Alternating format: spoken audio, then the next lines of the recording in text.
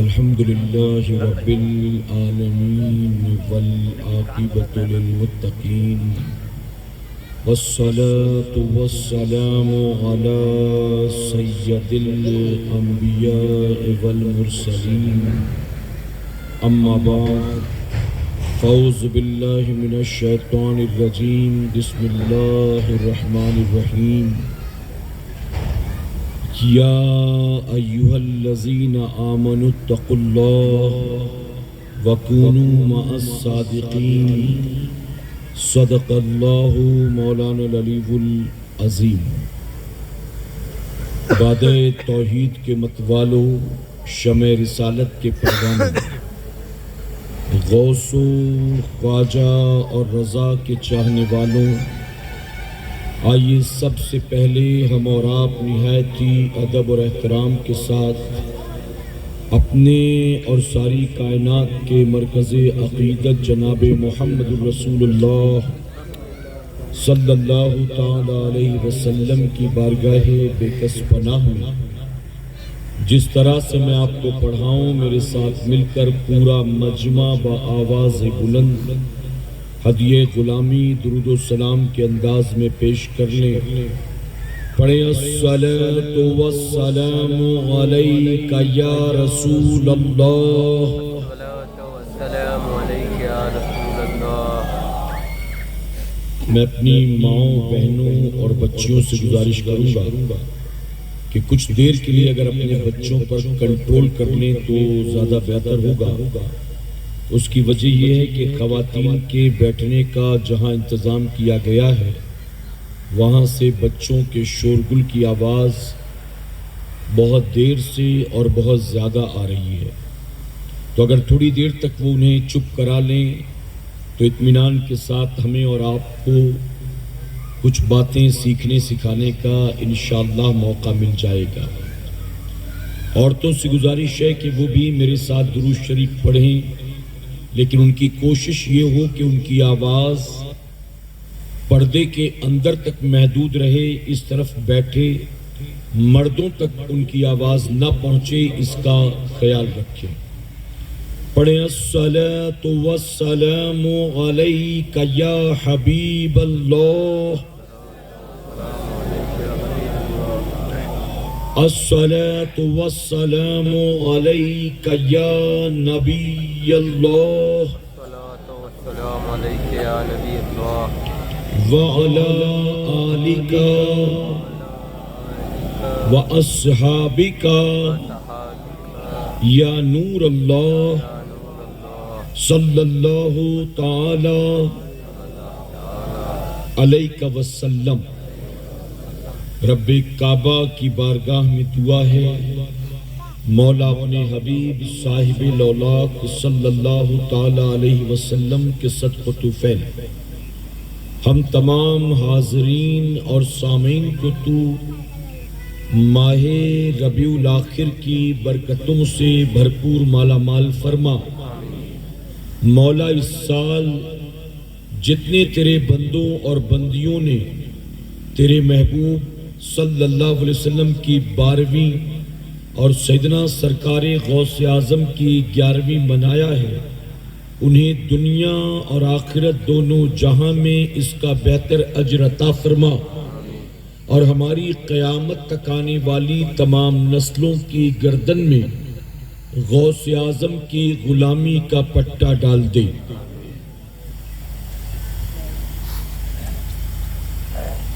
خدا کے فضل سے ہم پر ہے سایہ غوث اعظم کا،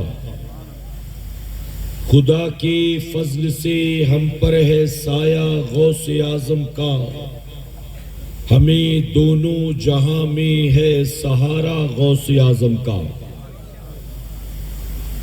مریدی لا تخف کہہ کر تسلی دی غلاموں کو، مریدی لا تخف کہہ کر تسلی دی غلاموں کو، قیامت تک رہے بے خوف بندہ غوث اعظم کا۔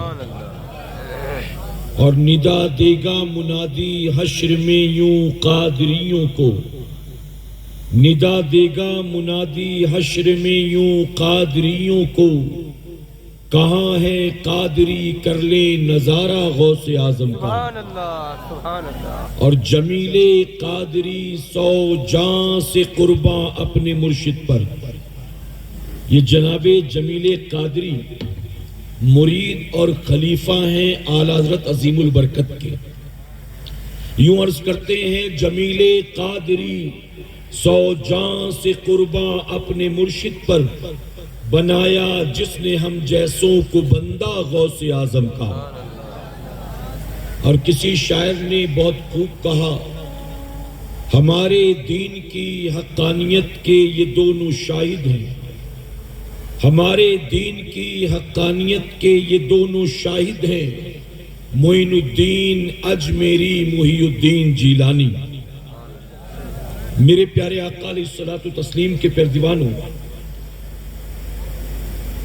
جب تاریخ لی گئی تھی تو اسی وقت مجھے یہ بتایا گیا تھا کہ میرا بیان 9 بجے سے لے کر 10 بجے کے درمیان ہونا ہے، اور مولانا عبد المجید صاحب کی طرف سے حکم ہوا کہ آپ کو 7:30 بجے تک یہاں پہنچ جانا ہے۔ میں نے بڑی کوشش کی، پھر بھی تقریباً 8 سوا 8 کے قریب میں یہاں پہنچ گیا، اور میرا بیان اس وقت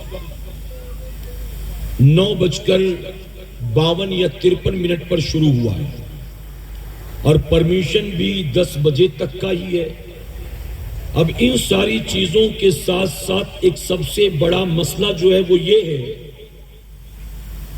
کہ جیسے جیسے وقت بڑھتا جائے گا ویسے ویسے سردی بھی بڑھتی چلی جائے گی، اور پھر آپ کا کھلے آسمان کے نیچے بیٹھنا شاید مشکل ہو جائے گا۔ میرے پیارے آقا علیہ الصلوۃ والتسلیم کے پیروانوں، اب 1-1.5 گھنٹے بیان کرنے کا موقع نہیں ہے، چونکہ پہلی بار آیا ہوں، چاہا تھا کہ کھل کر گفتگو ہوتی، اصلاحی باتیں زیادہ کی جاتی، لیکن میں دیکھ رہا ہوں کہ میرے سامنے بزرگ حضرات بھی بیٹھے ہیں، بچے بھی ہیں، عورتیں بھی ہیں، اور بہت سارے جوان جو بیٹھے ہیں وہ بھی ننگے سر بیٹھے ہیں، تو سب کا سردی کا مسئلہ ہے۔ میرے پیارے آقا کے پیروانوں، میں چونکہ بیان کروں گا تو مجھے سردی محسوس نہیں ہوگی، لیکن آپ خاموش بیٹھے رہیں گے تو آپ کو یقیناً محسوس ہونا ہے۔ تو آپ کا خیال رکھتے ہوئے میں زیادہ لمبی چوڑی گفتگو نہیں کروں گا، سیدھے اپنے عنوان کی طرف چلتا ہوں، اور آپ کو کچھ اہم باتیں سمجھا کر وقت پر اپنی گفتگو کو سمیٹنے کی کوشش کرتا ہوں انشاءاللہ۔ بتائیے آپ کی اجازت ہے؟ جو سننا چاہتے ہیں ذرا کہیں سبحان اللہ سبحان اللہ۔ میرے پیارے آقا علیہ الصلوۃ والتسلیم کے پیروانوں، مولانا عبد المجید صاحب کے توسل سے اور ہمارے محسن ضمیر بھائی کے حکم پر کئی مرتبہ لوناوالا منارہ مسجد تک آنا ہوا، لیکن اس کے آگے پہلی بار میں یہاں تک پہنچا ہوں۔ اللہ تعالیٰ بلانے والوں کو اور ہم تمام آنے والوں کو دونوں جہاں میں اس کا بہتر اجر عطا فرمائے۔ میرے پیارے آقا علیہ الصلوۃ والتسلیم کے پیروانوں،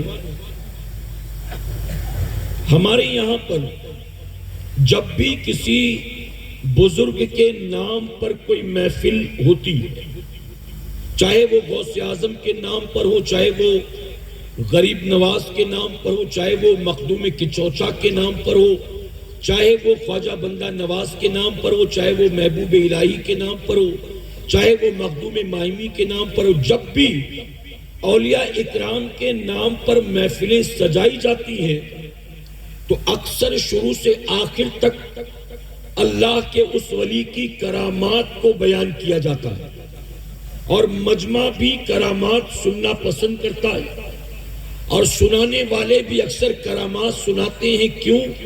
کیونکہ کرامات سنانے پر لوگوں کی داد ملتی ہے، اور لوگ تعریف بھی کرتے ہیں کہ یار بہت زبردست بیان ہوا، بہت اچھے مقرر آئے تھے، پروگرام بڑا شاندار ہوا، اسی لیے لوگ کرامات سننا سنانا پسند کرتے ہیں۔ لیکن میں آپ کو بتا دوں، علماء کی موجودگی میں موجودہ دور میں اولیاء اکرام کی کرامات سے زیادہ ان کی تعلیمات کا بیان کرنا ضروری ہے۔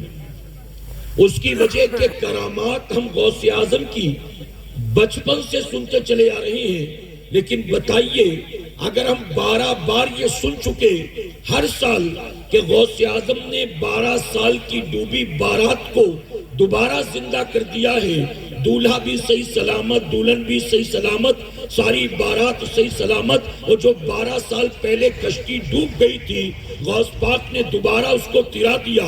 اگر ہم اب 12 بار سن چکے ہیں اور اس کے بعد بھی فجر کی نماز نہیں پڑھتے تو بتائیے کرامات کو سن کر ہم نے حاصل کیا کیا؟ اس لیے میری گزارش ہے کہ اولیاء اکرام کی کرامات سے زیادہ ان کی تعلیمات پر توجہ دینے کی ضرورت ہے۔ کرامات سننے سے ایمان تازہ ہوتا ہے، اور جب تعلیمات سنتے ہیں تو اللہ عمل کا جذبہ عطا فرماتا ہے۔ اسی لیے میں ایک بات اور کہتا ہوں، اب صرف جشن غوث اعظم منانے سے کام نہیں چلے گا، بلکہ اب مشن غوث اعظم کی طرف توجہ دینے کی ضرورت ہے۔ جشن بہت منا لیا، اب غور کرو کہ غوث پاک کا مشن کیا تھا، غریب نواز کا مشن کیا تھا، مخدوم کی چوچا کا مشن کیا تھا، اعلیٰ حضرت عظیم البرکت کا مشن کیا تھا۔ صرف جشن نہیں ہونا چاہیے، بلکہ اب ہماری پوری توجہ مشن پر ہونی چاہیے۔ اور میں منبر رسول پر موجود ہوں، علماء کی موجودگی میں ذمہ داری کے ساتھ کہتا ہوں، اگر ہم نے اپنے بزرگوں کے مشن کو اپنا لیا، اللہ زندگی میں برکت دے گا اور موت کے بعد جنت عطا فرمائے گا۔ میرے پیارے آقا کے پیارے دیوانوں، سیدنا سرکار غوث اعظم کے والد جناب ابو صالح موسیٰ جنگی دوست رحمت اللہ علیہ آپ فرماتے ہیں کہ جب میرے گھر بچے کی ولادت ہونے والی تھی تو حضور اکرم صلی اللہ علیہ وسلم میرے خواب میں تشریف لائے، اور میرے نبی نے آ کر کہا کہ میرے بیٹے ابو صالح، تیرے گھر جو بچہ پیدا ہونے والا ہے وہ میرا بھی محبوب ہے اور اللہ کا بھی محبوب ہے۔ یہ کون کہہ رہا ہے؟ خود میرے نبی فرما رہے ہیں، اور اس لیے فرمایا گیا کہ تمام ولیوں میں 2 ولی ایسے ہیں جو اللہ کے محبوب ہیں، اور وہ 2 ولی کون ہیں؟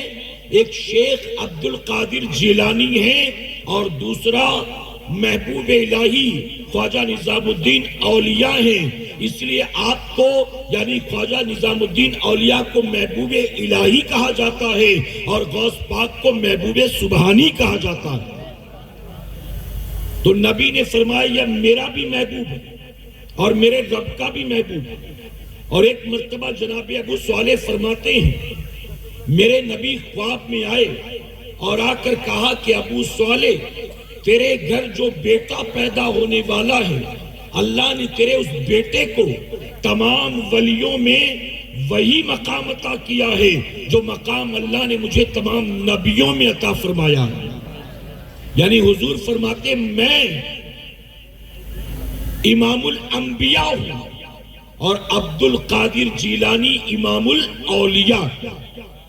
یہ خود میرے نبی فرما رہے ہیں۔ جناب ابو صالح نے روایت کی، میرے پیارے آقا علیہ الصلوۃ والتسلیم کے پیارے دیوانوں، سیدنا سرکار غوث اعظم آپ کب پیدا ہوئے؟ فرمایا گیا کہ آپ اس وقت پیدا ہوئے جب ایک عورت کے ماں بننے کی ساری امیدیں ختم ہو جاتی ہے۔ یعنی ایک عورت جب 60 سال کی ہو تو اب ماں بننے کی کوئی امید باقی نہیں رہتی، لیکن غوث اعظم اس وقت پیدا ہوئے جب آپ کی والدہ کی عمر 60 سال کی ہو گئی۔ محبت سے کہیں، میں تعلیمات بیان کرنے چلا ہوں۔ غوث اعظم ماں کی کوکھ سے ولی بن کر پیدا ہوئے، اور غوث اعظم ماں کی کوکھ سے 18 پاروں کے حافظ بن کر پیدا ہوئے۔ سنا ہے نا آپ نے، 18 پاروں کے حافظ۔ جب 4 سال کی عمر ہوئی تو آپ کی بسم اللہ خوانی ہوئی، اور جب 7 سال کے ہوئے تو آپ نے پورا قرآن اپنے سینے میں محفوظ کر لیا۔ اب میرے پیارے آقا کے پیارے دیوانوں، یہاں ایک بات ہماری ماں بہنوں اور بچیوں کے لیے، غوث پاک سے پوچھا گیا یہ 18 پارے کس مدرسے میں یاد کیے؟ کون وہ استاد ہے جس نے اتنے چھوٹے بچے کو 18 پارے حفظ کرا دیے؟ بیٹا جہاں 18 یاد کیا تھا باقی کے بھی 12 وہیں یاد کر لیتا، آخر 18 وہاں یاد کیا اور 12 یہاں کیوں؟ تو غوث پاک نے کیا فرمایا تھا؟ آپ نے فرمایا یہ 18 پارے میں نے کسی مدرسے میں یاد نہیں کیے، اپنی ماں کی کوکھ میں رہ کر میں نے یاد کیا۔ سنا ہے نا آپ نے؟ یہ میری والدہ رات جب گھر کے کام کاج سے فارغ ہو کر بستر پر جاتی تو سونے سے پہلے میری ماں قرآن کی تلاوت کرتی تھی۔ ماں بستر پر بیٹھ کر قرآن پڑھتی اور میں شکم میں رہ کر سن کر اسے یاد کر لیتا تھا۔ اب کیا معلوم ہوا؟ یہاں معلوم ہوا ایک عورت جب حمل سے ہو تو دوران حمل وہ جو کچھ بھی کرتی ہے، دیکھتی ہے، پڑھتی ہے، بولتی ہے، ان ساری چیزوں کا اثر کوکھ میں پلنے والے بچے پر بھی ہوتا ہے۔ آئی بات سمجھ میں آپ کی؟ اور آسان کروں آپ کے لیے، آج بھی آپ دیکھیں اگر سورج گرہن لگنے والا ہے یا چاند گرہن لگنے والا ہے تو گھر کی بڑی بوڑھیاں کیا کرتی ہیں؟ گھر میں اگر بیٹی حمل سے ہو، بہو حمل سے ہو تو اس کو گھر سے باہر نکلنے نہیں دیتی، اسے کمرے میں بند کر دیا جاتا ہے۔ کیوں؟ یہ حاملہ ہے، سورج گرہن کا، چاند گرہن کا اس کے شکم میں پلنے والے بچے پر اثر ہوگا، اس لیے اس کو باہر مت نکلنے دو۔ میرے پیارے آقا کے پیروانوں، آپ بتائیے سورج گرہن ہو یا چاند گرہن ہو، ہزاروں میل کی اونچائی پر سورج ہے، ہزاروں میل کی اونچائی پر چاند ہے، اور بچہ زمین پر کھیل نہیں رہا ہے، بچہ بھی ماں کے پیٹ کے اندر ہے، ماں کے شکم کے اندر ہے۔ اب جب بڑی بوڑھیوں کا یہ ماننا ہے ہزاروں میل کی اونچائی پر موجود چاند اور سورج کو اگر گرہن لگتا ہے تو اس کا اثر کوکھ میں پلنے والے بچے پر ہو سکتا ہے۔ ارے جب چاند سورج کے گرہن کا اثر بچے پر ہوتا ہے، اب وہی ماں حمل کے دوران اگر 2-2, 4-4, 6-6 گھنٹے ٹی وی سیریل دیکھے گی، فلمیں دیکھے گی، ڈرامے دیکھے گی، گانے سنے گی، تو کیا بتاؤ اس بچے پر ان ساری چیزوں کا اثر نہیں ہوگا؟ جی اسی لیے جب ماں قرآن کی تلاوت کر کے سوتی تو بیٹا ماں کی کوکھ سے 18 پاروں کا حافظ بن کر پیدا ہوتا۔ آج جب ماں سیریل دیکھ کر، ڈرامہ دیکھ کر، فلمیں دیکھ کر، ویب سیریز دیکھ کر، یوٹیوب دیکھ کر سوتی ہے تو اس کی کوکھ سے پیدا ہونے والا بچہ یوٹیوبر بنتا ہے، ٹک ٹاکر بنتا ہے، نچنیا بنتا ہے، گویا بنتا ہے، اور کچھ نہیں تو کم سے کم گلی کا لکھا بنتا ہے۔ بتائیے ہے کہ نہیں؟ آخر کیا اس میں سارا قصور اولاد کا ہے، ماں باپ کا کوئی قصور نہیں ہے؟ میرے پیارے آقا کے پیروانوں، بڑھاپے کی اولاد ہے غوث پاک۔ جب 8 سال کی عمر ہوئی، اپنے شہر سے نکل کر بغداد جا رہے مدرسے میں پڑھنے، تو آپ جانتے ہیں تمام تاریخ لکھنے والوں نے، سیرت لکھنے والوں نے ایک ہی بات لکھی کہ جب غوث اعظم جا رہے تھے تو ان کی ماں نے ایک بات کی نصیحت کی تھی۔ وہ کیا کہا تھا؟ یہ نہیں کہا بیٹا کھانا ٹائم پہ کھا لینا، بیٹا برے دوستوں کی صحبت میں مت اٹھنا بیٹھنا، بیٹا فضول خرچی مت کرنا، بیٹا پڑھائی پر توجہ دینا، بیٹا رات کو ٹائم پر سو جانا۔ ماں نے ایک جملہ بھی نہیں کہا، بلکہ بیٹا جب ماں سے دور جا رہا تھا تو ماں نے صرف اتنا کہا تھا، بیٹا عبد القادر چاہے جو ہو جائے کبھی زندگی میں جھوٹ مت بولنا۔ آپ ذرا سوچیں، جب مائیں اپنی اولاد کو ایسی تربیت دیتی تھی، ایسے ہی بیٹے تھے جو 8 سال کی عمر میں 60 ڈاکوؤں کو توبہ کراتے نظر آ رہے تھے۔ غوث اعظم فرماتے ہیں سب سے پہلے میرے ہاتھوں پر جن لوگوں نے توبہ کی وہ بغداد کے جنگل کے انہی ڈاکوؤں کی جماعت تھی۔ فرماتے جب میں مدرسے جا رہا تھا 60 ڈاکوؤں نے میرے ہاتھ پر توبہ کی، اور یہی وہ لوگ تھے جنہوں نے سب سے پہلے میرے ہاتھوں پر توبہ کی۔ آج ہمارے گھر کا حال کیا ہے؟ آج گھر میں ماں موجود، باپ موجود، گھر میں 2-4 بچے بھی موجود، اور موبائل پر فون آیا باپ نے اٹھا کر دیکھا کس کا فون ہے؟ سلیم بھائی کا. ارے میں نے سلیم بھائی سے کہا تھا آج شام کو پیسے لوٹا دوں گا, اور سلیم بھائی کا فون بھی آ رہا ہے پیسہ مانگنے, اور پیسے کا تو انتظام نہیں ہوا. فوراً باپ کیا کرتا ہے, اپنے بیٹے کے ہاتھ میں فون دے کر کہتا ہے بیٹا بول ابا باتھ روم میں. غوث پاک کی ماں کہتی ہے بیٹا کچھ بھی ہو جائے جھوٹ مت بولنا, اور یہاں باپ وہی بیٹھے بیٹھے کہتا ہے بول ابا باتھ روم میں. آدھے گھنٹے کے بعد پھر سلیم بھائی نے فون کیا, تو پھر دیکھنے کے بعد باپ اپنے بیٹے سے کہتا ہے بول ابا فون گھر میں رکھ کے بس ابھی باہر نکلے, جبکہ وہی موجود. دروازے پر دستک ہوئی, بیٹی نے جھانک کر دیکھا, ماں نے پوچھا کون؟ بیٹی کہتی فلاں خالہ آئی, فلاں پڑوس کی عورت آئی. تو ماں اپنی بیٹی سے کہتی ابھی آ کر بیٹھے گی نا, آدھا پونا گھنٹہ میرا خراب کر دے گی, ایک کام کر بیٹا بول دے کہ اماں بازار گئی ہوئی, جبکہ گھر میں موجود. اور کہتی بول بیٹا اماں بازار گئی ہے.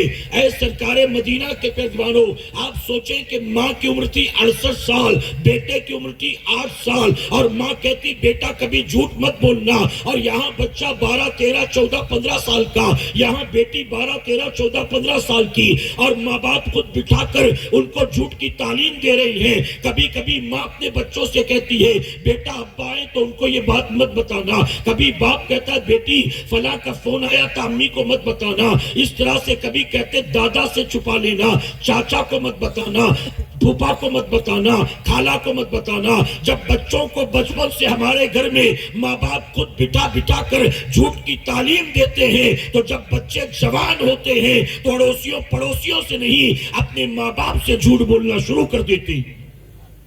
غلط تو نہیں کہہ رہا ہوں میں.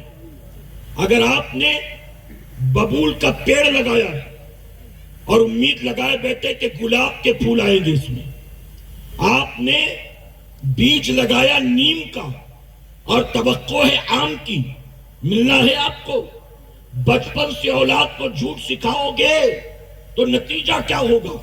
یہی آپ کی بیٹی جب 17-18 سال کی ہوگی, اسکول سے نکل کر کالج پہنچے گی, تو جسے بچپن سے ماں باپ نے جھوٹ سکھایا ہے, پھر وہ ماں باپ کے ساتھ جھوٹ بول کر کبھی ایکسٹرا لیکچر کے نام پر باہر گھومے گی, کبھی ایکسٹرا کلاس کے نام پر آوارہ گردی کرے گی, کبھی سہیلی کے گھر جانے کے نام پر, کبھی آن لائن کلاسز کے نام پر. اب تو وہ دور آ گیا ہے, ہماری سوسائٹی میں کئی لڑکیاں ایسی ہیں جو اپنے موبائل میں باقاعدہ لڑکوں کے نمبر لڑکی کے نام سے سیو کر کے رکھتے ہیں. اگر فون آیا اور ماں باپ نے دیکھ بھی لیا تو نام ہوگا لڑکی کا, نمبر ہوگا لڑکے کا, اور اگر گھنٹوں بات بھی کرے گی تو ماں باپ مطمئن ہے کہ کوئی مسئلہ نہیں ہے کیونکہ سہیلی سے بات کر رہی ہے.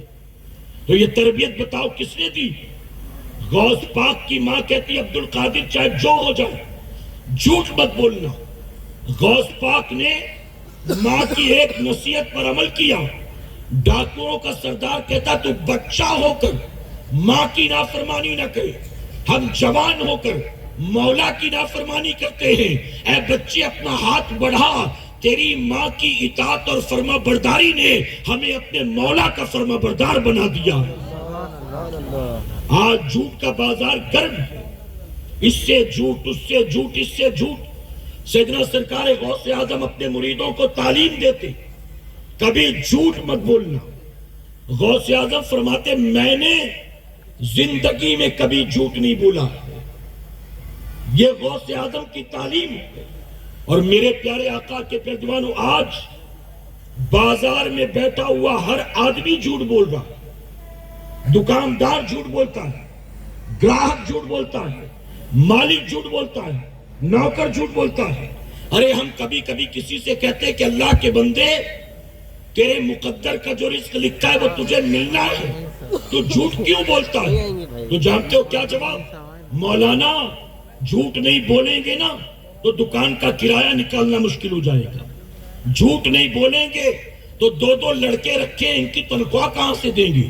جھوٹ نہیں بولیں گے تو بجلی کا بل کہاں سے بھریں گے؟ اگر جھوٹ نہیں بولیں گے تو گھر کا چولہا کیسے جلائیں گے؟ اگر جھوٹ نہیں بولیں گے امی ابا کو حج کیسے کرائیں گے؟ جھوٹ نہیں بولیں گے تو بیٹی کی شادی کیسے کروائیں گے؟ جھوٹ نہیں بولیں گے تو بیٹے کو MBA کیسے کروائیں گے؟ ہم نے سمجھا کہ یہ جھوٹ ہی بول بول کر ہم دنیا میں ترقی کرنے والے ہیں اور کامیاب ہونے والے ہیں۔ اے سرکار مدینہ کے پیروانوں، اگر کوئی بندہ جھوٹ بول کر، اگر کوئی وعدہ خلافی کر کے، اگر کوئی کم ناپ کر تول کر، اگر کوئی مال میں ملاوٹ کر کے، اگر کوئی خراب مال کو اچھا بتا کر دنیا میں 4 پیسے زیادہ کما بھی لیتا ہے تو یاد رکھنا وہ حرام کی کمائی کا پیسہ یا تو ڈاکٹر کو دینا ہوگا، یا تو کہیں رشوت میں دینا ہوگا، یا تو کہیں ڈونیشن میں دینا ہوگا، یا تو کہیں پولیس اسٹیشن میں دینا ہوگا، یا تو کورٹ کچہری مقدمے میں خرچ کرنا ہوگا۔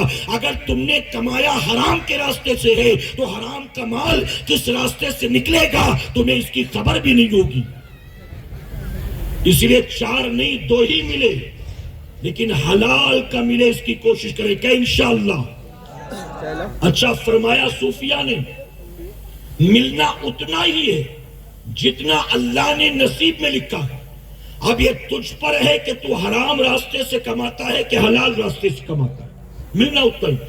اب بتائیں مجھے، ہمیں روزی دینے والا کیا اللہ کے سوا بھی کوئی اور ہے؟ جی، روزی دینے والا کیا اللہ کے سوا بھی کوئی اور ہے؟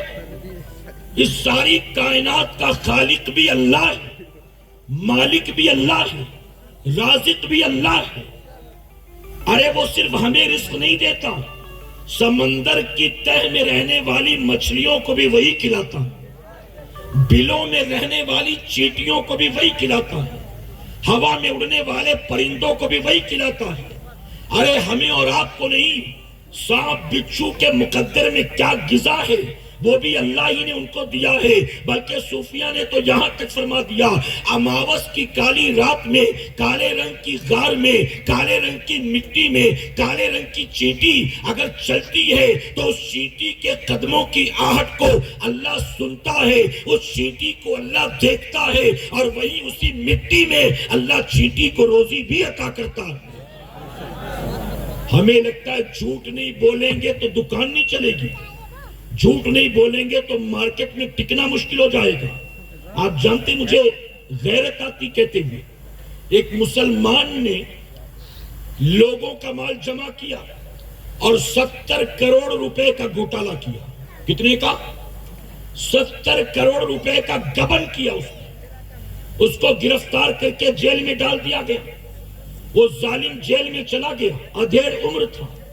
جیل میں جانے کے بعد، اپنے جرم کی سزا پانے کے بعد کوئی پچھتاوا، کوئی شرمندگی، کچھ بھی نہیں، بلکہ جو کوئی اس سے ملنے کے لیے آتا، اگر آنے والا افسوس ظاہر کرتا تو جانتے وہ ڈھیٹ آدمی کیا کہتا تھا؟ وہ کہتا مجھے کوئی افسوس نہیں ہے، اس کی وجہ کہ میں بچی کچی زندگی اگرچہ جیل میں کاٹ دوں گا لیکن اتنا تو جمع کر کے جا رہا ہوں کہ 2-4 پشتے میری بیٹھ کر کھائیں گی۔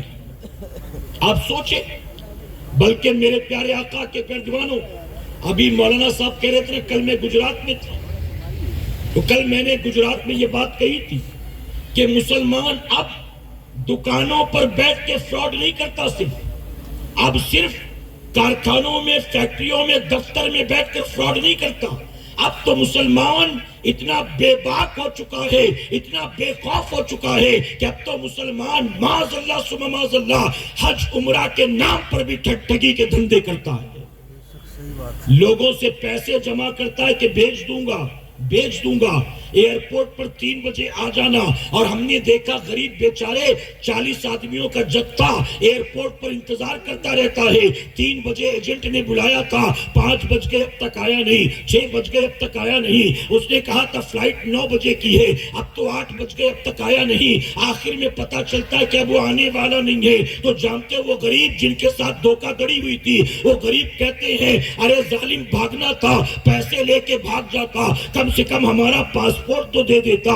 لوگ یہاں تک مجبوراً کہتے ہیں. تو میرے پیارے آقا کے پیروانوں، اب علماء کی موجودگی میں ایک بات عرض کرنا چاہوں گا. جب مسلمان اتنا بے خوف ہو جائے گا، جب مسلمان اتنا بے غیرت ہو جائے گا، جب مسلمان کے ضمیر کا جنازہ نکل جائے گا اور اس کے دل سے خوف خدا ختم ہو جائے گا، تو کیا بتاؤ ایسی قوم کو اللہ عزت عطا کرے گا؟ ایسی قوم کو اللہ کامیابی عطا کرے گا؟ سیدنا سرکار غوث اعظم اپنے مریدوں کو تعلیم دیتے، فرماتے زندگی میں کبھی جھوٹ مت بولنا. اور یہی نصیحت ان کو ان کی والدہ نے کی تھی. میں اپنی ماں بہنوں اور بچیوں سے بھی کہوں گا، اپنی اولاد کو گود میں بٹھا کر جھوٹ بولنا مت سکھاؤ. اولاد اگر جھوٹ کبھی بولے تو اس کو تنبیہ کرو، اس کو ڈانٹو، اس کو دھمکاؤ. نہ مانے تو مارو، لیکن اپنی اولاد کو بچپن سے غلط راستے پر جانے سے روکو.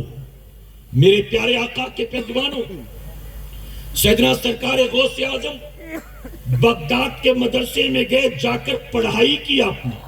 اور کتنی پڑھائی کی؟ کسی نے پوچھا آپ کو کب پتا چلا کہ آپ کتب بن گئے؟ کب پتا چلا؟ تو غوث پاک فرماتے میں علم حاصل کرتا رہا حتیٰ کہ اللہ نے مجھے مقام قطبیت عطا کر دیا. سمجھے نہیں شاید آپ؟ غوث پاک مادرزاد ولی پھر بھی مدرسے میں جا کر علم حاصل کرتے، اور فرماتے اس وقت تک حاصل کرتا رہا جب تک اللہ نے مجھے قطب نہ بنا دیا. یہاں ایک بات معلوم ہوئی کہ بنا علم حاصل کیے کوئی اللہ کا ولی بھی نہیں بن سکتا. اب یہاں ایک جملہ عرض کرتا ہوں جس کو زندگی بھر یاد رکھنا. علماء کی موجودگی میں ہر عالم اللہ کا ولی ہو ضروری نہیں. توجہ ہے آپ کی؟ ہر عالم، یہاں بیٹھے علماء، ہر عالم اللہ کا ولی ہو ضروری نہیں ہے، لیکن ہر ولی کا عالم ہونا ضروری ہوتا ہے. غیر عالم اللہ کا ولی نہیں ہوتا. جس کو حرام حلال کی تمیز نہیں معلوم، کیا جائز کیا ناجائز یہی نہیں معلوم، جس کو دین کے مسائل نہیں معلوم، جس کو نماز روزے حج و زکوٰۃ کے مسائل نہیں معلوم، ارے جس کو استنجا کرنے کی تمیز نہ ہو، کیا بتاؤ وہ اللہ کا ولی ہوگا؟ میرے پیارے آقا کے پیروانوں، علم حاصل کرنے کی کوشش کرو. اور یاد رکھنا، اگر کسی پیر کے ہاتھ میں ہاتھ دینا چاہتے ہو تو ہاتھ بھی کسی جاہل کے ہاتھ میں نہ دینا، بلکہ کسی پڑھے لکھے کے ہاتھ میں ہاتھ دینا، کسی عالم کے ہاتھ میں ہاتھ دینا. اس کی وجہ کہ جو خود دین اور شریعت نہیں جانتا ہے، اگر آپ نے اس کو اپنا پیر بنا لیا، اس کو اپنا پیشوا بنا لیا، تو آخر وہ جاہل آپ کی رہنمائی کیسے کرے گا؟ غوث اعظم نے علم حاصل کرنے کے بعد 34 سال تک درس و تدریس کا کام انجام دیا ہے. 34 سال مدرسے نظامیہ میں پڑھاتے رہے بچوں کو. اور جانتے ہو غوث اعظم جس مدرسے میں پڑھاتے تھے، اس مدرسے میں ہر سال 3000 بچے فارغ ہوتے تھے. کتنے بچے؟ اور بلند آواز سے کہیں، تھوڑا بولیں گے نا تو ٹھنڈ کم ہو جائے گی. ہر سال 3000 بچے. میرے پیارے آقا کے پیروانوں، معذرت کے ساتھ کہوں گا، ابھی آپ نے مجھ سے پیشتر مولانا صاحب سے اعلان سنا کہ الحمدللہ سنی دعوت اسلامی کے زیر اہتمام آپ کے علاقے میں 3 مکتب شروع ہو گئے. میں نے کئی جگہوں پر جا کر دیکھا ہے، غوث اعظم کے مدرسے سے ہر سال 3000 بچے فارغ ہوتے. آج ماں باپ اپنے بچوں کو دنیاوی تعلیم دینے کے لیے جتنی توجہ دیتے ہیں، کیا دینی تعلیم دینے کے لیے اتنی توجہ دیتے ہیں؟ بتاؤ. اگر بچے کو صبح 7 بجے نکلنا ہے، 7 بجے وین والا آئے گا، 7 بجے آٹو والا آئے گا، تو ماں 6 بجے اٹھتی ہے. 6 بجے اٹھے گی، چائے بنائے گی، ٹفن پیک کرے گی، بچے کا کپڑا پریس کرے گی، پھر اس کے لیے نہانے کا پانی تیار کرے گی، پھر اس کا ٹائم ٹیبل چیک کرے گی. یعنی 1 گھنٹے پہلے اٹھ کر ماں تیاریاں شروع کرے گی اور 6:30 بجے بچے کو اٹھائے گی، نلائے گی، دلائے گی، یونیفارم پہنائے گی اور ناشتہ کرا کے کنگھی کر کے اس کو ایگزیکٹ 7 بجے لے جائے گی تاکہ 7:15 7:20 7:30 بجے وہ اسکول پہنچ جائے اور اسکول کی پڑھائی جا کر اچھے سے کرے۔ ہم نے دیکھا کہ اگر اسکول بھیجنا ہو، کالج بھیجنا ہو، کلاسز بھیجنا ہو تو ماں باپ کی پوری توجہ ہوتی ہے، اور اگر اسی بچے کو گھر میں پڑھانے کے لیے مسجد کا مؤذن آتا ہے، مسجد کے امام صاحب آتے ہیں، حافظ قرآن آتا ہے، اگر وہ 3 بجے آتے ہیں بچے کو قرآن پڑھانے کے لیے تو مدرسے کا پڑھانے والا استاد گھر میں آ کر بیٹھ جائے گا اور بچہ آرام سے سوتا پڑا رہے گا، بچہ موبائل پر کھیل رہا ہوگا، بچہ ٹی وی اسکرین کے سامنے بیٹھا ہوگا، اور جب استاد پڑھانے والا قرآن آ کر بیٹھ جائے گا تو ماں کہے گی جلدی اٹھ، حافظ جی آ گئے، چل جلدی سے حافظ جی آ گئے، اور پھر بچہ کہے گا آتا ہوں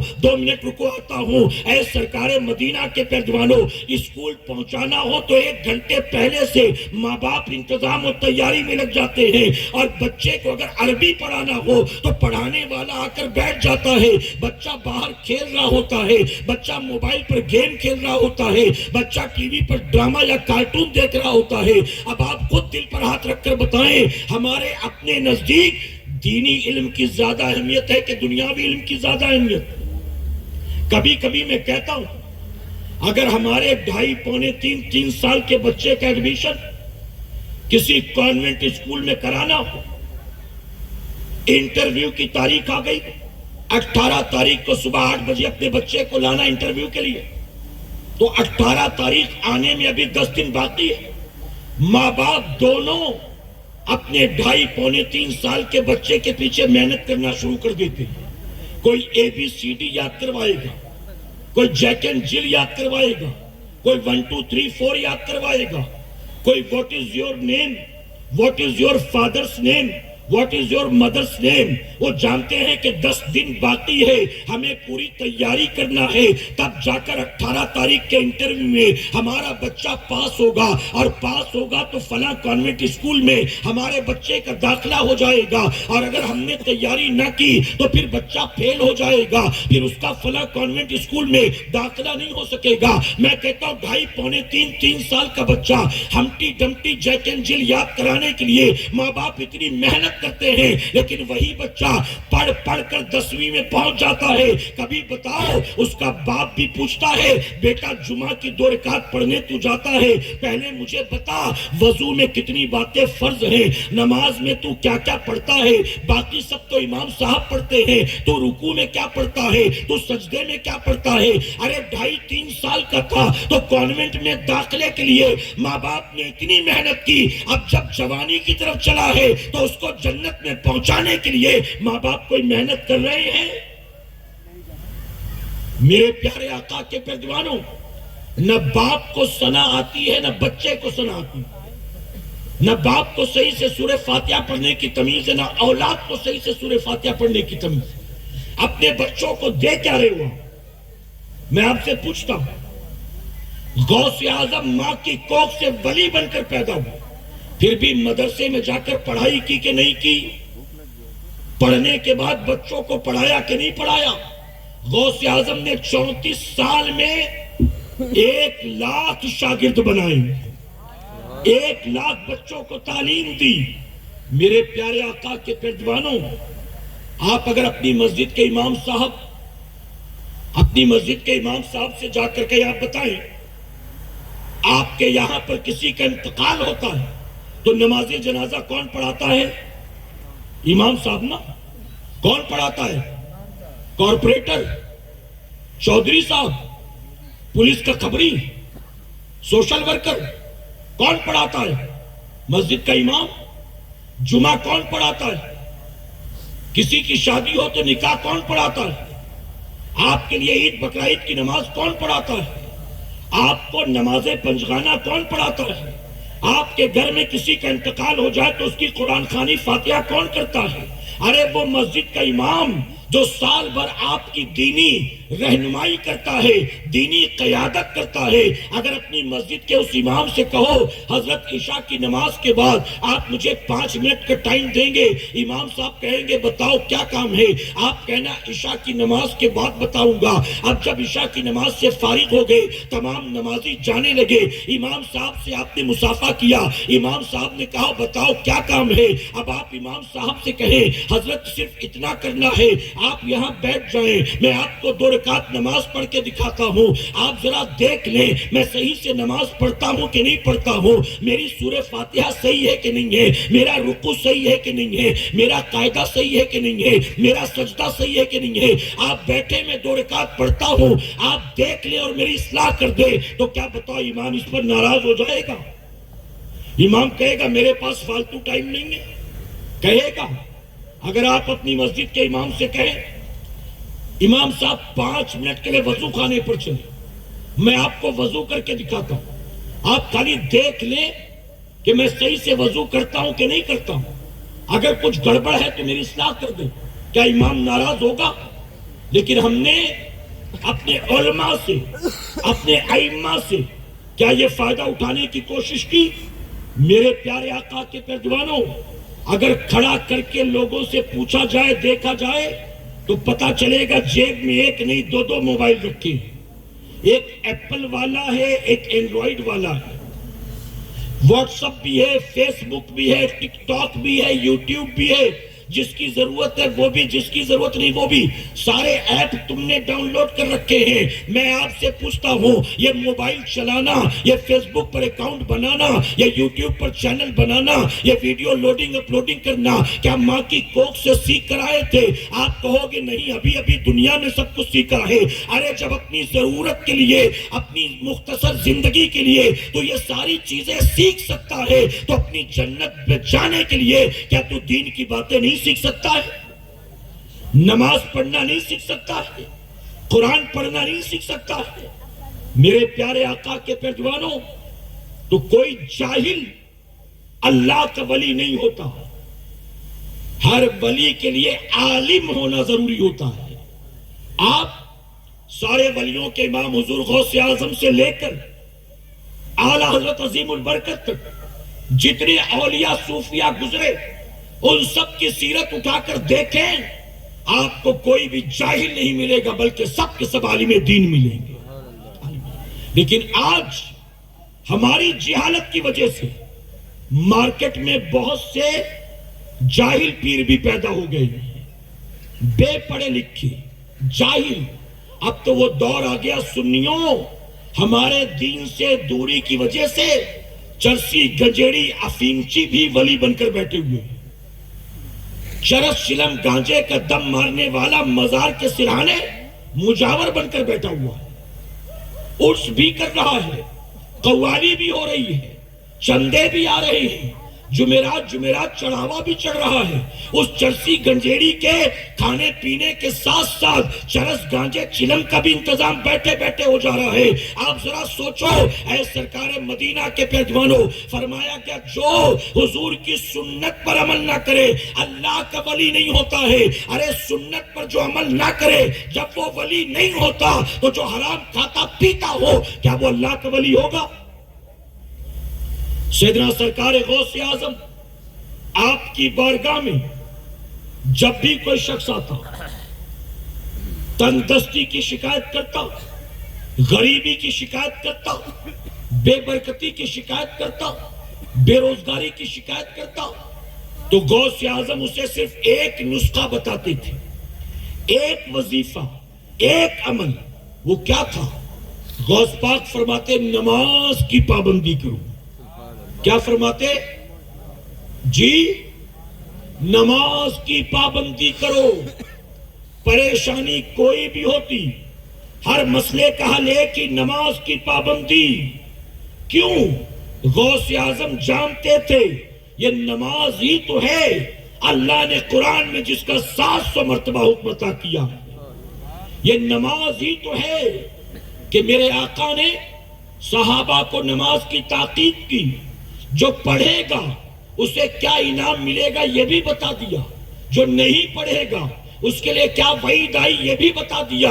بلکہ نبی نے صرف صحابہ کو نماز کی تعلیم نہیں دی بلکہ میرے آقا خود رات بھر ایسی نمازیں پڑھتے تھے کہ آپ کے پائے ناز میں ورم پڑ جاتا تھا. خود اللہ فرماتا محبوب کچھ دیر آرام تو کر لو، لیکن آقا آرام نہیں کرتے تھے بلکہ پوری رات آقا عبادت میں گزار دیتے تھے. اب یہاں علماء کی موجودگی میں ایک بات عرض کروں. میرے پیارے آقا کے پیروانوں، مجھے جو وقت دیا گیا بس 10 منٹ باقی. اب میں 10 منٹ کے اندر کنکلوژن کی طرف چلتا ہوں تیزی کے ساتھ. اجازت ہے آپ کی؟ آپ ذرا سوچیں. سیدنا سرکار غوث اعظم سب کو نماز کی تاکید کرتے. غوث اعظم نے دیکھا میرے نبی پوری رات عبادت کرتے. اب دل پر ہاتھ رکھ کر بتائیں اس کائنات میں میرے نبی سے بڑا کوئی پیر گزرا ہے؟ جی. اور اس کائنات میں صدیق اکبر سے بڑا کوئی مرید گزرا ہے؟ بتاؤ. پیر کی راتیں دیکھو، ان کے سب سے پہلے مرید اور خلیفہ کی راتیں دیکھو. آقا پوری رات عبادت کرتے، آپ کے پائے ناز میں ورم پڑ جاتے. اور صدیق اکبر کی نمازوں کا حال یہ تھا. لکھنے والے لکھتے ہیں کسی رات قیام میں کھڑے ہوتے، قرآن کی تلاوت کرنا شروع کرتے، مزہ آنے لگتا، رکوع بھول جاتے تھے، سجدہ بھول جاتے تھے. پوری رات قیام میں گزر جاتی تھی. کبھی رکوع میں جاتے اللہ کی تسبیح بیان کرتے اور لو لگ جاتی تھی تو پوری رات رکوع میں گزار دیتے تھے. کبھی پیشانی سجدے تک پہنچ جاتی، اللہ پردے ہٹا دیتا، جلووں میں کھو جاتے تو پوری رات سجدوں میں گزر جاتی تھی. یہ صدیق اکبر کی راتیں ہیں. آپ ذرا سوچو، پیر نمازیں قضا نہیں کرتا، مرید نمازیں قضا نہیں کرتا. اب تو مارکیٹ میں ایسے پیر آ گئے ہیں باقاعدہ بیعت کے وقت ہی اپنے مرید سے کہتے ہیں بیٹا آج کے بعد تجھے نماز پڑھنے کی کوئی ضرورت نہیں، کیونکہ میں بھی نہیں پڑھتا ہوں تو تو پڑھ کے کیا کرے گا. غلط تو نہیں کہہ رہا ہوں میں؟ ابھی موقع نہیں ہے میرے پاس، ورنہ یہ بھی پروف کر کے بتاتا میں آپ کو کہ میں کس کی بات کر رہا ہوں. بنا نام لیے پروف کرتا، لیکن موقع نہیں ہے.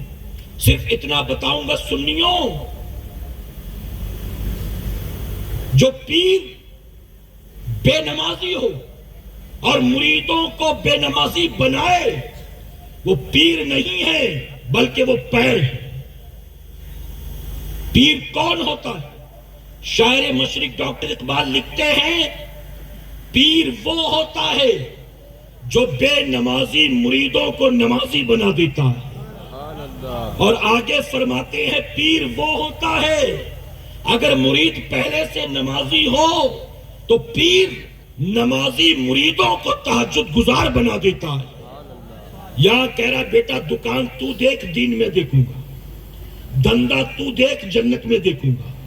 خالی لفافہ ٹائم پہ پہنچنا چاہیے، نذرانے دعوتیں ہوتے رہنی چاہیے، باقی تجھے آخرت کی فکر کی ضرورت نہیں ہے. میرے پیارے آقا کے پیروانوں بتاؤ، آج کے دور میں اگر کوئی پیر یہ دعویٰ کرے کہ میں جنتی اور میرے سارے مرید جنتی، تو میں کہوں گا اس سے بڑا مکار کوئی نہیں ہے. اس کی وجہ کہ جنت جس کے صدقے میں ملنے والی ہے، اس نبی نے جب صدیق اکبر کو زمین پر بیٹھے بیٹھے جنت عطا کر دی، عمر فاروق اعظم کو زمین پر بیٹھے بیٹھے جنت کا پروانہ عطا کر دیا، لیکن اس کے باوجود ان کی زندگیاں دیکھو. ارے جنت کے مالک نے زمین پر جنت کا مژدہ دے دیا، لیکن پھر بھی وہ آخرت کو یاد کر کے اللہ کی بارگاہ میں رویا کرتے تھے. اور یہاں سجدوں کا ٹھکانہ نہیں، تلاوت کا ٹھکانہ نہیں، عبادت کا ٹھکانہ نہیں، اور مریدوں کو گارنٹی دے رہا ہے کہ میں بھی جنتی تم بھی جنتی. معاذ اللہ ثم معاذ اللہ. غوث اعظم نماز کی تاکید کیوں کرتے؟ غوث اعظم کی نگاہوں نے دیکھا تھا جب میرے بابا علی میدان جنگ میں ہوتے اور جس میں کوئی تیر لگ جاتا، اس تیر کو صحابہ نکالنے کی کوشش کرتے تو مولا کائنات درد کی تاب نہیں لا پاتے تھے، لیکن وہی علی جب مصلی پر اللہ اکبر کہہ کے کھڑے ہوتے، ان کے تیر کو نکال لیا جاتا تھا، انہیں احساس بھی نہیں ہوتا تھا۔ غوث اعظم نے دیکھا تھا میری ماں فاطمہ کو اللہ کے سجدوں سے اتنی محبت تھی کہ میری ماں فاطمہ نماز عشاء سے فارغ ہونے کے بعد 2 رکعت نفل نماز کی نیت کر کے مصلی پر کھڑی ہوتی تھی، اور ابھی پہلی رکعت کا پہلا سجدہ مکمل نہیں ہوتا تھا کہ فجر کی اذان ہو جاتی تھی، اور خاتون جنت سجدے سے روتے روتے سر اٹھاتی تھی اور رب کی بارگاہ میں عرض کرتی تھی، اے اللہ ابھی پیشانی میں سجدے تڑپتے رہتے ہیں، ابھی دل کو قرار بھی نہیں ملتا کہ تیری رات ختم ہو جاتی ہے، اے اللہ موت دینے سے پہلے اپنی بندی فاطمہ کو ایک رات ایسی دے دینا کہ وہ جی بھر کے تیرا سجدہ کر سکے۔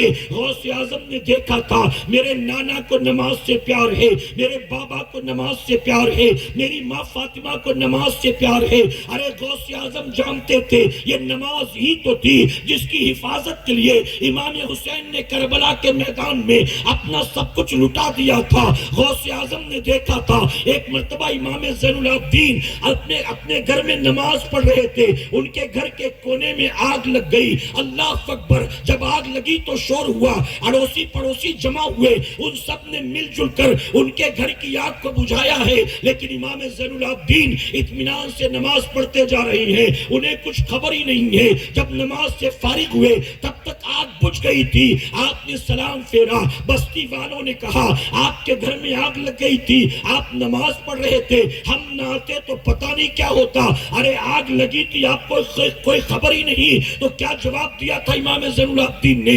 آپ فرماتے جس کی آنکھوں کے سامنے جہنم کی آگ ہو اس کے لیے دنیا کی آگ کیا معنی رکھتی ہے؟ ارے میں اس آگ کو بجھانے میں لگا تھا اور تم اس آگ کو بجھانے میں لگے تھی۔ سبحان اللہ سبحان اللہ۔ غوث اعظم نمازوں کی صرف تاکید نہیں کرتے، آپ نے خود فرماتے ہیں میں نے 40 سال تک عشاء کے وضو سے فجر کی نماز کو ادا کیا۔ وہ غوث پاک جنہیں نمازوں سے اتنی محبت کہ 40 سال تک عشاء کے وضو سے فجر کی نماز ادا کرے، وہ غوث پاک جانتے ہو، مرید آیا، اس نے کہا حضور کماتا تو اچھا خاصا لیکن برکت نہیں ہوتی، تو آپ نے فرمایا نماز کی پابندی کر، توجہ ہے آپ کی، نیاز مل جائے گی آپ کو، پریشان نہ۔ میں بس 5 منٹ اور لوں گا، ایک بات آپ کے لیے اور ایک بات ہماری ماں بہنوں کے لیے، اجازت ہے آپ کی؟ جو سننا چاہتے ذرا کہیں سبحان اللہ سبحان اللہ سبحان اللہ۔ غوث پاک نے مرید سے کہا جا نماز کی پابندی کر، اس نے کہا الحمدللہ نمازی ہوں۔ آپ نے فرمایا بیوی بچوں کو نماز کی تاکید کر، اس نے کہا بیوی بچے بھی نمازی ہیں، توجہ ہے آپ کی؟ اس نے کہا بیوی بچے بھی نماز کے پابند ہیں۔ غوث پاک نے کیوں کہا جا خود بھی پڑھ، بیوی بچوں کو پڑھا، کیوں؟ غوث پاک کے نانا نے 1450 سال پہلے فرمایا تھا جو خود نماز کا پابند ہوگا، بیوی بچوں کو نماز کی تاکید کرے گا، اللہ اس کو اس جگہ سے روزی دے گا جہاں اس کا گمان بھی نہیں جاتا۔ اے جی ایس ٹی کا رونا رونے والوں، کورونا کا رونا رونے والوں، لاک ڈاؤن اور کووڈ-19 کا رونا رونے والوں، گورنمنٹ کی پالیسیز کا، فائنانس منسٹر کے بجٹ کا، ریسیشن کا، پیٹرول ڈیزل اور سلنڈر کی مہنگائی کا رونا رونے والوں، نوٹ بندی کا رونا رونے والوں، ہم مسلمان ہیں اور ہمارا ایمان ہے، ہمیں روزی دینے والا نہ اسٹیٹ کا سی ایم ہے نہ ملک کا پی ایم ہے، ساری کائنات کا رزاق اللہ ہے، اور نبی نے روزی میں برکت کا فارمولا ہمیں دے دیا۔ آقا فرماتے روزی میں برکت چاہتے ہو تم نماز کی پابندی کرو، اپنے بیوی بچوں کو نماز کی تاکید کرو، اللہ تمہیں اس جگہ سے روزی دے گا جہاں تمہارا گمان بھی نہیں جاتا۔ سبحان اللہ سبحان اللہ۔ عورتیں روزی میں برکت کے لیے چاہتی ہے کہ کوئی تعویذ مل جائے، کوئی ڈورا دھاگا مل جائے، کوئی کیل وغیرہ مل جائے، کوئی دم کیا پانی مل جائے۔ روزی میں برکت کے لیے ہمارے گھر کی عورتیں آسان راستے ڈھونڈتی ہیں۔ میں اپنی ماں بہنوں اور بچیوں سے کہنا چاہتا ہوں سنو، اگر تم چاہتی ہو کہ اللہ شوہر کی روزی میں برکت دے، اللہ تمہاری بیٹیوں کے لیے غیب سے بہترین رشتے کا انتظام کرے، اللہ تمہارے بیٹوں کو اچھی نوکری، کامیابی اور برکت عطا کرے، تو تمہیں کسی کے پاس دعا تعویذ کے لیے جانے کی ضرورت نہیں ہے۔ جب اللہ کا منادی اللہ کے گھر سے آواز دے حی علی الصلاۃ حی علی الفلاح، تو تم فوراً وضو کر کے اپنا مصلی بچھاؤ، اپنی پیشانی کو رب کی بارگاہ میں جھکاؤ۔ میں ذمہ داری کے ساتھ کہتا ہوں، یہاں تمہارا سر جھکے گا، وہاں اللہ شوہر کی روزی میں برکت عطا کرے گا۔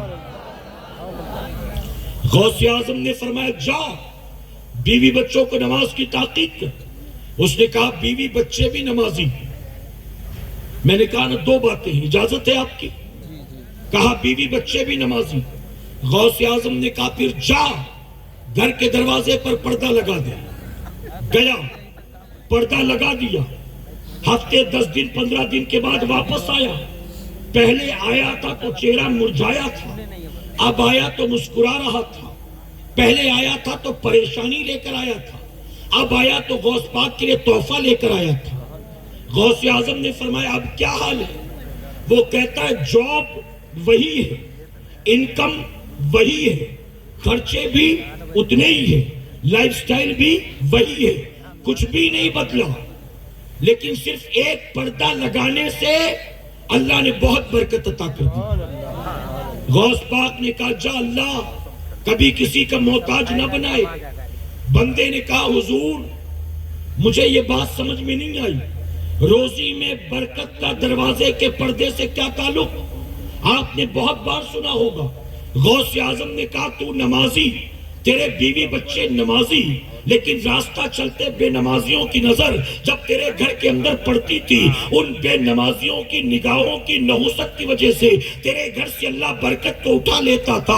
اب چونکہ بے نمازیوں کی نگاہیں تیرے گھر میں نہیں پڑتی، اس لیے برکت اٹھائی نہیں جاتی۔ اے میری قوم کے جوانوں، اے ماؤں بہنوں اور بچیوں، میں آپ سے پوچھنا چاہتا ہوں، ایک بے نمازی اگر اس کی نظر نمازیوں سے بھرے گھر پر پڑ جائے اللہ برکت اٹھا لیتا ہے۔ ہم اپنے گھروں میں جھانک کر دیکھیں تو پتا چلے گا پورا پورا گھر بے نمازیوں سے بھرا پڑا ہوا۔ ماں بھی بے نمازی، باپ بھی بے نمازی، بیٹے بیٹیاں سارے بے نمازی۔ ارے میری قوم کا حال تو یہ ہے 2020 کے چکر میں نماز قضا کرتا ہے، بگ باس کے چکر میں نماز قضا کرتا ہے، 2 دنی 4، 4 دنی 8، 8 دنی 16 کے چکر میں نماز قضا کرتا ہے، چند روپے کمانے کے لیے وہ نماز قضا کرتا ہے۔ میرے پیارے آقا کے پیروانوں، اگر کسی گھر میں مان لو 62 سال کا بوڑھا باپ نمازی ہے، لیکن اس کے 3 بیٹے، تینوں کی بیویاں، اس کے پوتے پوتیاں سارے بے نمازی ہیں، تو ایک بیچارہ بوڑھا 62 سال کا اگر سجدہ کر کر کے کھینچ کھانچ کے برکت لاتا بھی ہے تو گھر میں 10 آدمی نحوست کے لیے پہلے بیٹھے ہوئے، پھر کہیں گے مودی جی نے گڑبڑ کر دیا ہے، یہ بجٹ سارا گڑبڑ آ رہا ہے۔ میرے پیارے آقا کے پیروانوں، روزی دینے والا میرے رب کے سوا دوسرا کوئی نہیں، تم اس کے سجدے کرو گے۔ بندہ کہتے اللہ ہمارے حال کو دیکھ، ہمارے حال کو دیکھ۔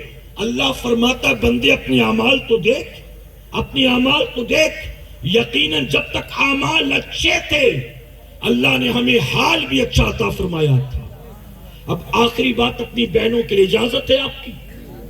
میرے پیارے آقا کے پیروانوں، میرا ٹاپک انکمپلیٹ ہے، مجھے ابھی بہت کچھ بولنا ہے لیکن وقت نہیں، اور اگر بڑھا بھی دیں تو سردی زیادہ ہے، اس لیے میں آگے نہیں بڑھنا چاہوں گا۔ آخری بات، پھر کبھی ملاقات ہوئی تو کسی اور موقع پر انشاءاللہ، اجازت آپ کی؟ میرے پیارے آقا کے پیروانوں، ماہ محرم الحرام آتا ہے تو کربلا والوں کے تذکرے ہر جگہ ہوتے ہیں، نیازیں بھی، سبیلیں بھی، دیگیں بھی، جلسے بھی، شربت بھی، تعزیہ بھی، ڈھول بھی، میلے بھی، طرح طرح کے رسم و رواج بھی، نگاڑے بھی، تیجا بھی، 40واں بھی، پتہ نہیں کیا کچھ کرتے ہیں۔ سنو، امام حسین کے بیٹے امام زین العابدین بیان کرتے ہیں، جب ہم مدینے سے چلے تھے، مکے پہنچے، مکے سے نکلے کوفہ جانے کے لیے، ہمیں کوفہ نہیں جانے دیا گیا، ہمیں ڈائیورٹ کر کے کربلا لایا گیا، ہم کربلا پہنچے۔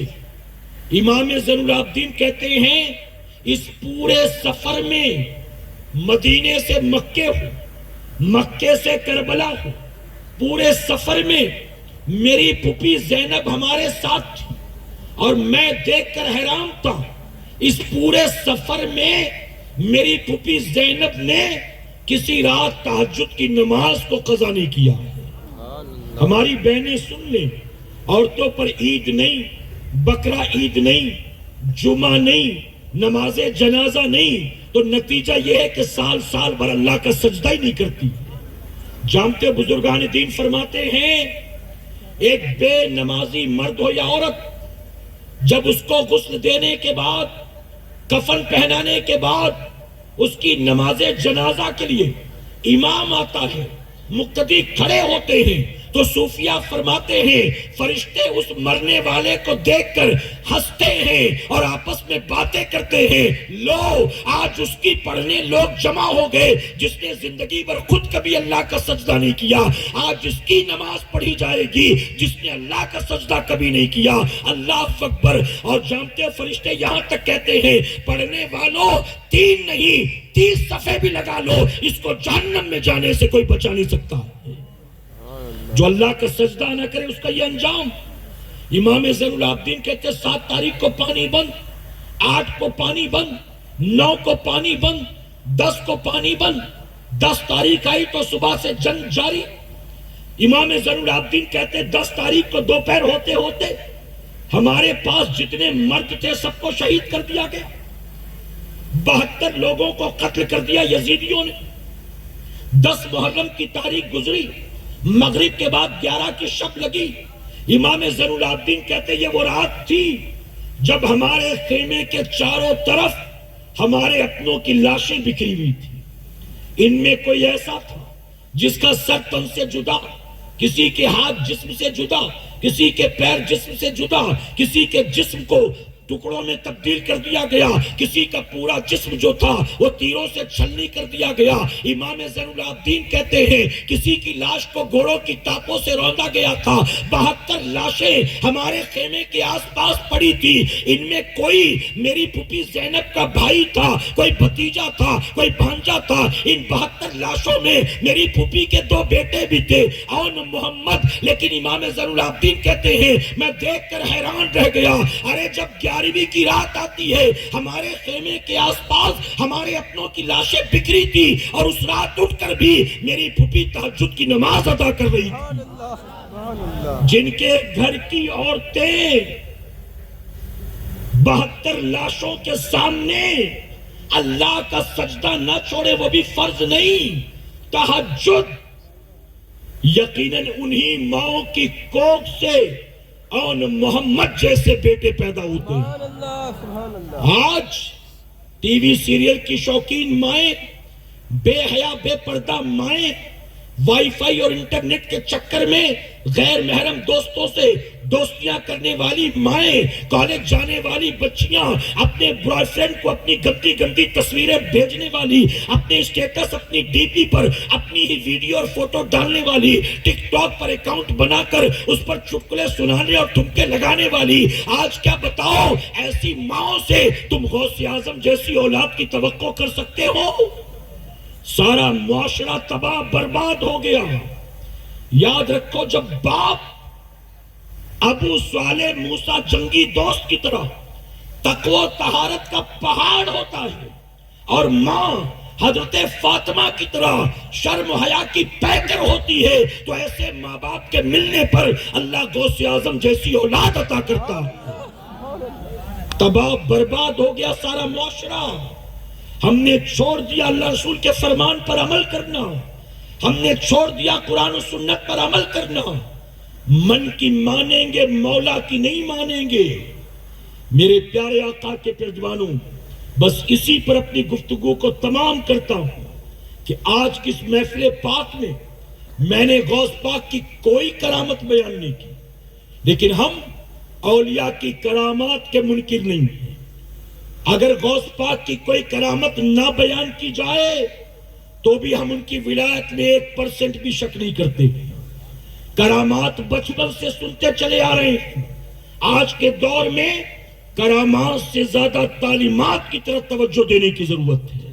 دیں گے انشاءاللہ. پلٹو دین کی طرف. اپنے علماء کی صحبت میں اٹھو بیٹھو, ان سے دوستی کرو, ان سے دین سیکھنے کی کوشش کرو, ان سے دین کی باتیں پوچھا کرو, ان سے سوال کیا کرو. یقیناً ان کی صحبت میں بیٹھو گے, جب تک بیٹھے رہو گے خاموش, اس کے بیٹھنے پر بھی اللہ نیکی عطا فرمائے گا. اللہ اپنے حبیب پاک کے صدقے ہمیں آپ کو سب کو کہنے سننے سے زیادہ عمل کرنے کی توفیق عطا فرمائے. درمیان گفتگو مجھ سے جانے انجانے میں کوئی غلطی خامی رہ گئی, آپ سب کو گواہ بنا کر, بالخصوص علماء اکرام کو گواہ بنا کر سچے دل سے توبہ کرتا ہوں. رب میری توبہ قبول فرمائے اور ہماری اس محفل پاک کو میرا کریم قیامت میں ہمارے لیے, ہمارے والدین کے لیے بخشش اور نجات کا ذریعہ بنائے. وما علینا الا البلاغ. میرے پیارے آقا کے پردوانوں, اب ایک دو اعلان, اجازت ہے آپ کی؟ اگر یہ سردی آپ اگر برداشت کر لیں گے نا, یہ آپ کا میرا سردی برداشت کرنا بھی ذات کے لیے نہیں ہے بلکہ اللہ کی رضا کے لیے. اور یقین جانے اگر محبت سے بیٹھے ہوئے سنیں گے نا, اگر محبت سے بیٹھے رہیں گے نا اس کھلے آسمان کے نیچے, اللہ نے یہ بیٹھنا قبول کر لیا نا, تو یہی آج کی سردی آپ کو محشر کی گرمی سے بچا لے گی. سبحان اللہ. یہی آج کی سردی آپ کو قبر کی گرمی سے بچا لے گی انشاءاللہ. لیکن اگر اخلاص و محبت کے ساتھ بیٹھے رہیں گے اللہ کی ذات پر کامل یقین کے ساتھ. بس ایک دو اعلان میرے پیارے آقا کے پردوانوں, یہاں ٹائم لمیٹڈ تھا, گفتگو لمیٹڈ ہوئی, لیکن میں آپ کو اس محفل کے مقابلے ایک بہت بڑی محفل کی دعوت دینا چاہتا ہوں.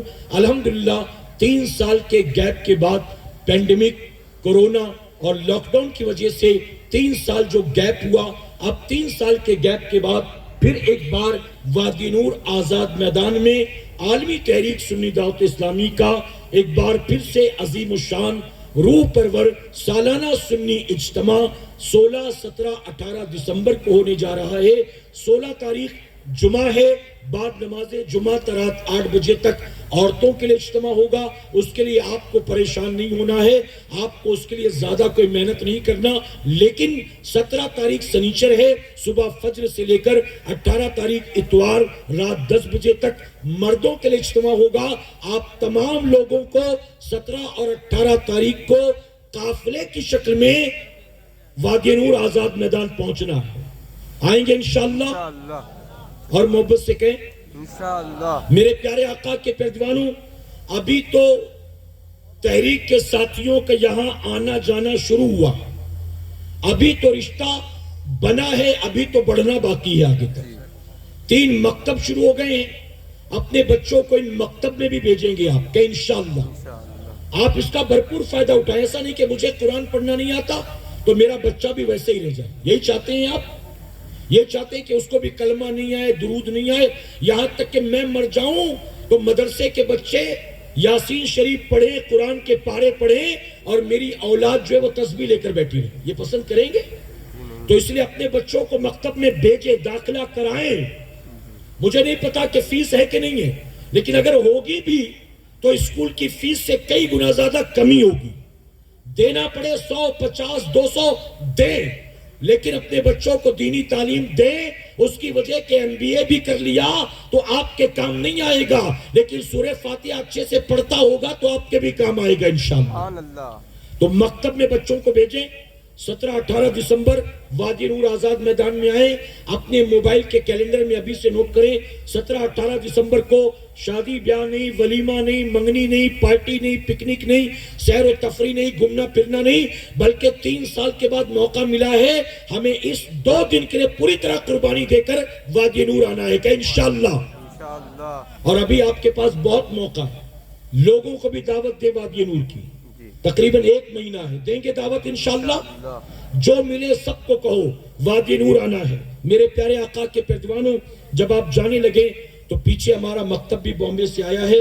انوار غوث اعظم, غوث اعظم کے تمام نام, غوث اعظم کے بیٹے بیٹیوں کے نام, غوث اعظم کے قریبی مریدوں، شاگردوں اور خلفاء کے نام، اسی طرح تعلیمات غوث اعظم کے اوراد و وظائف، ملفوظات غوث اعظم، یہ سب کچھ ایک کتاب میں مختصراً آپ کے لیے جمع کیا گیا ہے سنی دعوت اسلامی کی طرف سے، اور یہ ہندی میں خاص طور پر آپ کے لیے لائی گئی ہے۔ آپ انوار غوث اعظم اس کتاب کو جاتے جاتے مکتبہ طیبہ سے حاصل کریں گے۔ چھوٹی سی کتاب، اندر چھوٹی چھوٹی دعائیں، اندر بڑے بڑے اس کے فضائل ہیں۔ اگر چاہتے ہیں کہ بیٹی کا نصیب روشن ہو، اس کے لیے کون سی دعا، قرض سے پریشان ہے اس سے نجات کے لیے کون سی دعا، آپ یہ چھوٹی سی کتاب بھی لے جائیں۔ اگر ایک ہفتے میں بھی ایک دعا یاد کریں گے، ایک مہینے میں 4 دعائیں یاد ہو جائیں گی انشاءاللہ۔ رمضان شریف آنے تک آپ کو کم سے کم 20-25 دعا تو یاد ہو ہی جانا ہے انشاءاللہ۔ تو آپ جاتے جاتے مکتب سے یہ چھوٹی دعا کی کتاب بھی لے کر جائیں۔ اسی کے ساتھ یہ نان الکوہلک پرفیوم، اس میں کوئی حرام اشیاء نہیں ہے، عطر بھی مکتب پر موجود، خوشبو کا لگانا بھی میرے نبی کی سنت ہے۔ خاص تحفہ نوری، شہزادہ اعلیٰ حضرت حضور مفتی اعظم علیہ رحمت الرضوان کی لکھی ہوئی تعویذ، روزی میں برکت کے لیے، کام نہ بنتا ہو تو اس میں آسانی کے لیے، خاص طور پر چھوٹے بچے رات کو چونک کر اٹھ جاتے ہیں، روتے ہیں، سوتے نہیں، ڈرتے ہیں، بستر پر پیشاب کر دیتے ہیں، ان کے لیے نقش بہت فائدہ مند ہے۔ اور اس نقش کو بھی مکتب پر رکھنے کا مقصد کاروبار نہیں ہے، بلکہ ہم اس لیے رکھتے ہیں تاکہ دعا تعویذ کے چکر میں لوگ مکاروں کے پاس نہ جائیں۔ ان کے ہاتھ کی لکھی تعویذ لے جاؤ کہ جن کی ولایت کا ڈنکا پوری دنیا میں بج رہا ہے۔ تو تحفہ نوری بھی آپ لے جائیں۔ میرے پیارے آقا کے پردوانوں، سنی دعوت اسلامی کا 2023 کا کیلنڈر ابھی یہ منظر عام پر آیا ہے۔ یہ تیسری مرتبہ میں اعلان کر رہا ہوں، پہلی بار میں نے بھیونڈی میں کیا تھا، دوسری مرتبہ ممرا میں، اور تیسری مرتبہ آپ کے علاقے میں۔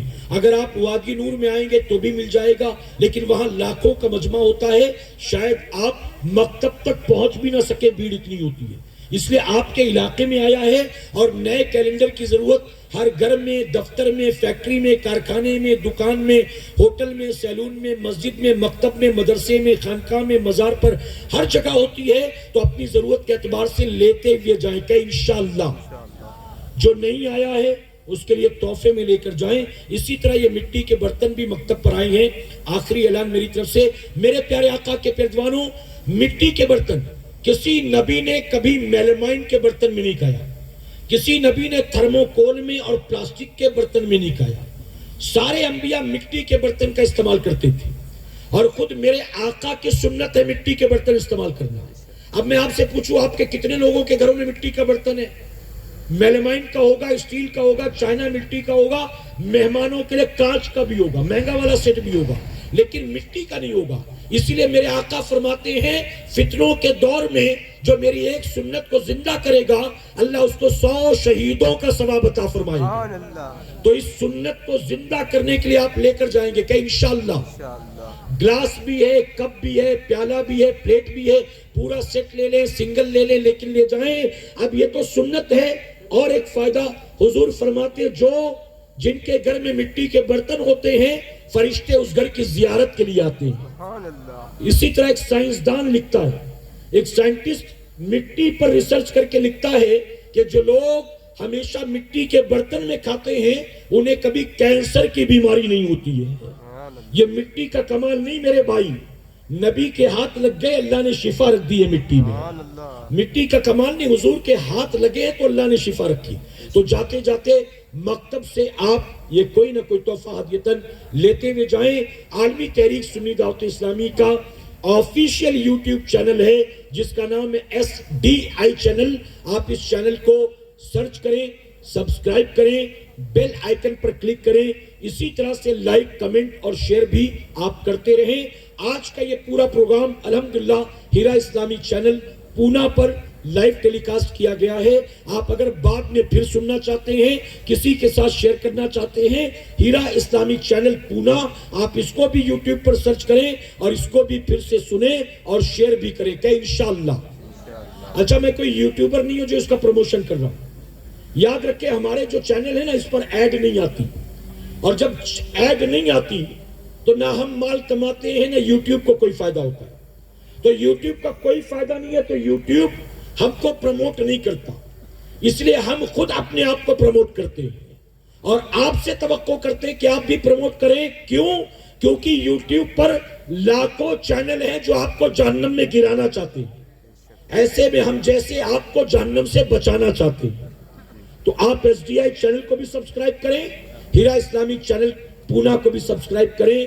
وما علینا الا البلاغ۔ السلام علیکم، آپ تشریف رکھیں۔ ایک دو اعلان اور